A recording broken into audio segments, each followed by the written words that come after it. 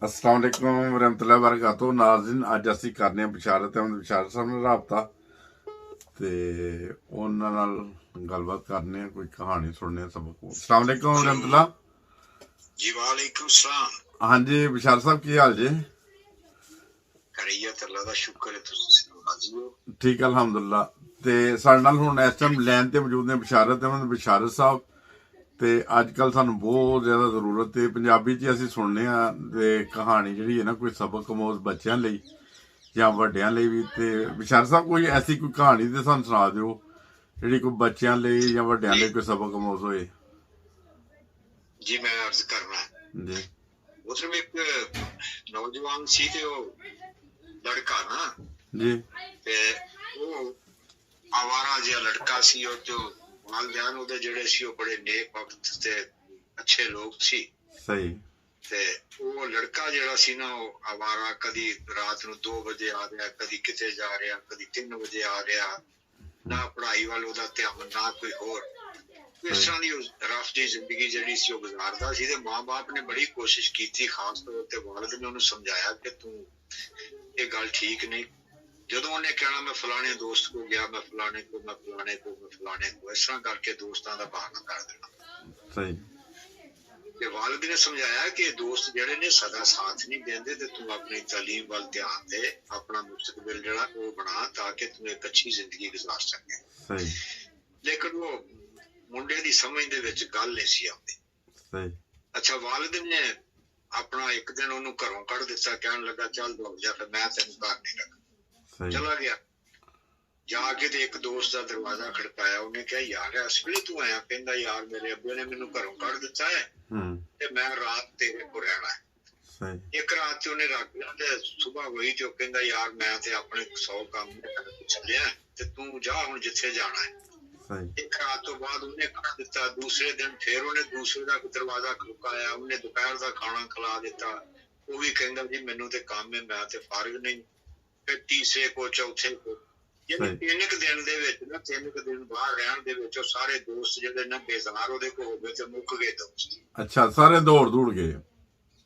सारे दौड़ गए, कोई भी उन्होंने वेलकम करने वास्ते तैयार नहीं सी, कोई भी उन्होंने ना रात रखने लिए तैयार सी ते ना उहदे नाल दुआ सलाम लैण लई तैयार सी। सारे दौड़ गए। सारे दौड़ गए।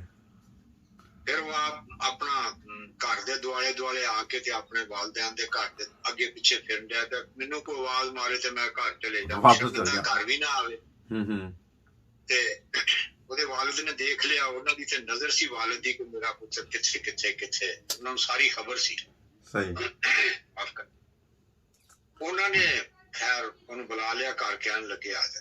घर आ गया, बैठ गए, कहन लगे फिर वालिद ने कहा कि देख ले अपने दोस्त सारे? कहंदा हाँ जी, ਤੁਸੀਂ अपनी जगह ते सही सी, मैं ही गलत सी। अच्छा ਉਹਦੇ ਤੋਂ ਬਾਅਦ वालिद साहब कहन लगे वाह हुण मैं तैनू अपना, मैं भी तैनू एक अपना यार दिखावां, मेरा एक ही दोस्त है बस। अच्छा आ मैं तैनू अपना दोस्त आज दिखावांगा रात। सही शाम का खाना खा के वो बैठे गप्पा शप्पा मारदे रहे। जो रात का 1 वजिया ना, हाँ जी रात चंगी तरह भिज गई। सही ਉਹਨੂੰ ਕਹਿੰਦਾ ਆ ਹੁਣ ਮੈਂ ਤੈਨੂੰ ਆਪਣਾ ਦੋਸਤ ਬਣਾ। सही ਉਹਨੂੰ ਲੈ ਕੇ ਜੰਗਲ ਨੂੰ ਤੁਰ ਪਿਆ।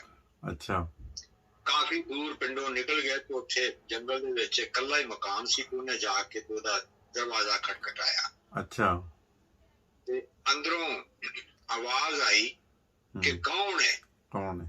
ਉਹਨੇ ਆਪਣਾ ਨਾਮ ਦੱਸਿਆ ਉਹਦੇ ਵਾਲਿਦ ਨੇ ਕਿ ਮੈਂ ਫਲਾਣਾ। सही ਉਹ ਕਹਿੰਦਾ, ਉਹ ਅੰਦਰੋਂ ਉਹਦਾ ਦੋਸਤ ਕਹਿੰਦਾ ਜੀ ਮੈਂ ਆਇਆ ਜੇ, ਮੈਂ अच्छा ਆਉਣਾ। ਠੀਕ अच्छा ਹੈ।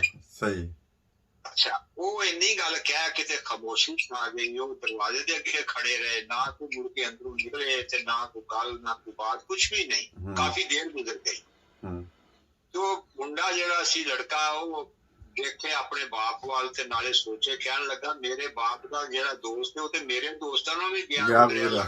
अच्छा इन्ने ते मुड़ के खबर भी नहीं लई ते हाल भी नहीं पूछया ते दरवाजे ते नहीं आया। इन्ना ही कह के मैं आया जे ते अद्धे घंटे तो ज्यादा हो गया, अजे तक बाहर नहीं साडी आके ते पुछया भी नहीं सानू। सही ये ते मेरे दोस्तां तो भी कोई भैड़ा ही लगदा है।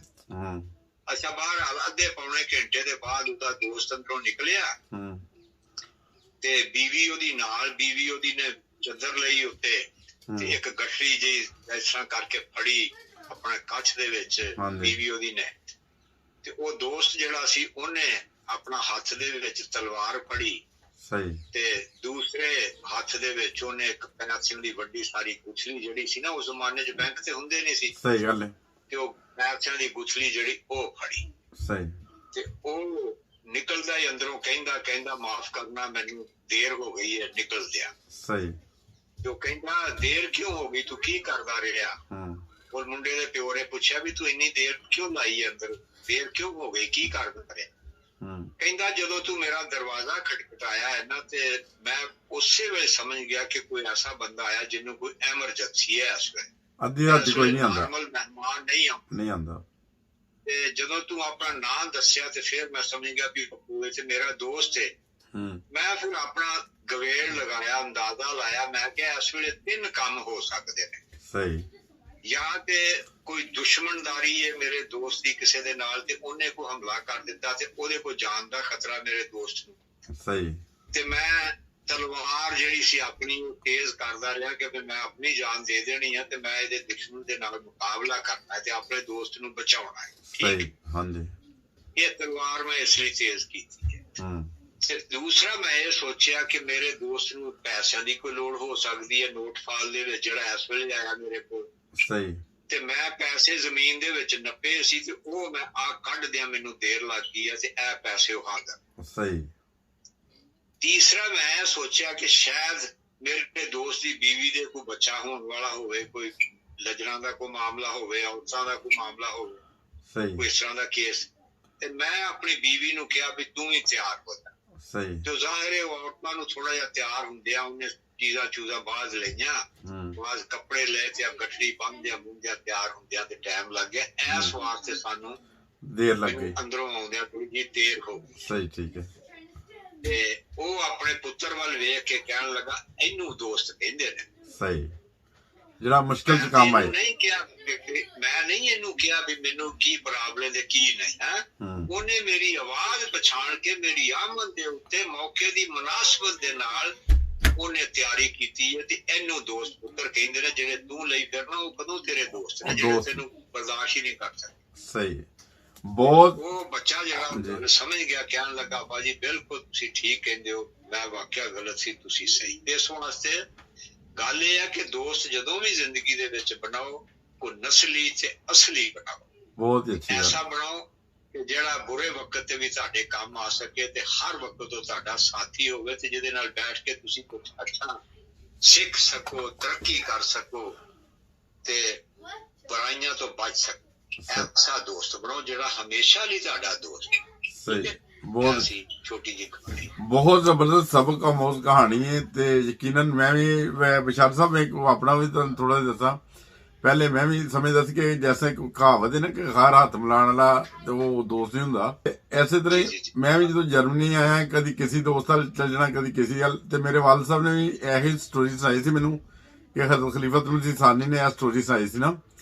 ਤੇ ਉਹ ਯਕੀਨ ਕਰੋ ਉਹਦੇ ਬਾਅਦ ਮੈਂ ਵਾਕਿਆ ਵੇਖਿਆ ਕਿ ਉਹ ਜਿਹਨਾਂ ਮੈਂ ਦੋਸਤ ਸਮਝਦਾ ਸੀ ਉਹਨਾਂ ਨਾਲ ਕੰਮ ਪਿਆ ਤੇ ਯਕੀਨ ਕਰੋ ਉਹਨਾਂ ਨੇ ਐਸਾ ਰੂਪ ਪਿਆ ਰਿਹਾ ਜੈਸਾ ਤੁਸੀਂ ਸਟੋਰੀ ਸੁਣਾਇਆ ਨਾ ਆਪਣਾ, ਕਿ ਉਹ ਉਹੀ ਤਰ੍ਹਾਂ ਮੇਰੇ ਨਾਲ ਵਾਕਿਆ ਹੋਇਆ। ਬਹੁਤ ਸ਼ੁਕਰੀਆ ਜਜ਼ਾਕੱਲਾ, ਬਹੁਤ ਸਬਕ ਆਮੋਜ਼ ਸਟੋਰੀ ਸੀ ਕਰੋਗੇ ਤੇ ਬਹੁਤ ਸ਼ੁਕਰੀਆ ਜਜ਼ਾਕੱਲਾ ਬਿਸ਼ਾਰ ਸਾਹਿਬ ਤੁਸੀਂ ਟਾਈਮ ਦਿੱਤਾ ਹੈ। ਅਗਰ ਇਹ ਸਟੋਰੀ ਅੱਛੀ ਲੱਗੇ ਤੁਹਾਨੂੰ ਤੇ ਇਹਨੂੰ ਅੱਗੇ ਸ਼ੇਅਰ ਕਰਨਾ। ਤੇ ਅਗਰ ਸਾਡਾ ਚੈਨਲ ਵੀ ਤੁਹਾਨੂੰ ਅੱਛਾ ਲੱਗੇ ਹੱਸਦਾ ਵਸਦਾ ਪਾਕਿਸਤਾਨ TV ਇੰਟਰਨੈਸ਼ਨਲ ਤੇ ਇਹਨੂੰ ਸਬਸਕ੍ਰਾਈਬ ਵੀ ਕਰਨਾ। ਜਜ਼ਾਕੱਲਾ, ਅਸਲਾਮ ਵਾਲੇਕੁਮ।